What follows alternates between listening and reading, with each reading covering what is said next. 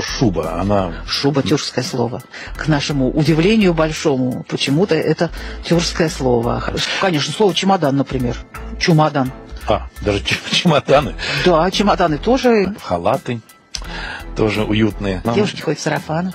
Сарафан даже? Сарафан, тюркское слово. Вообще слово это вместе с вещью пришло к нам поздно. Нам кажется, вот народная русская одежда женская. Да ничего подобного. Во-вторых, мы ее приобрели только в веке 18, так примерно. А до этого русские женщины ходили в паневах. Это такая вид юбки самых разных конфигураций. Фактически кусок ткани, которыми обертывали нижнюю часть тела. Шапка приобретения, да, но тут еще и башлык, и шлык, тоже слова импортные. Вот слово клобук, оно тоже восточное, тюркское. Как сюртук, его сменил фрак, его сменил пиджак, в конце концов, костюм. Все иностранные слова. Давай. И Басманная улица, отсюда в Москве, да? Басманная улица. Начиная с улицы Ордынки, вот тут она рядышком. Да, мы с вами сидим на Большой Татарской для начала. Балчук и Арбат – это тюркизмы. Присвоенные русским языком. Киреевские – это тоже Киреев, это Кирей, это тюркский корень.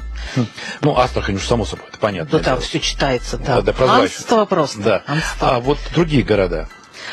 А вот наш любимый Саратов. Это же фактически тюркское название Саратау. Сарытау. Это Желтая гора. Или Алтай наш. Это тюркское название Алатау. Пестрые горы.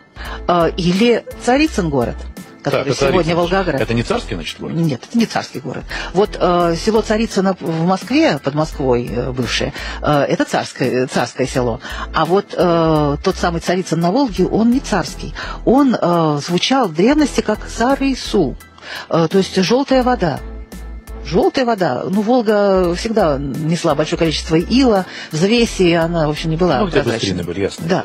И вот это Сарысу, русские, заселившие это место, осмыслили как Царицын. И Карачарова. Это что? Тоже тюркская. Кара – это черная. Значит, это было, скорее всего, какое-то чернолесье. Тюркские заимствования. Не колоссальное количество. От какого-нибудь кирпича до какого-нибудь утюга. Изюм — тюркское слово.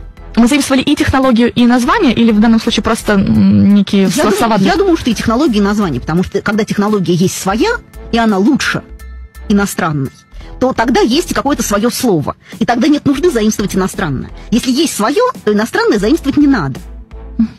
Вот. А тут, видимо, своего не было. Видимо, вот утюг принесли к нам какие-то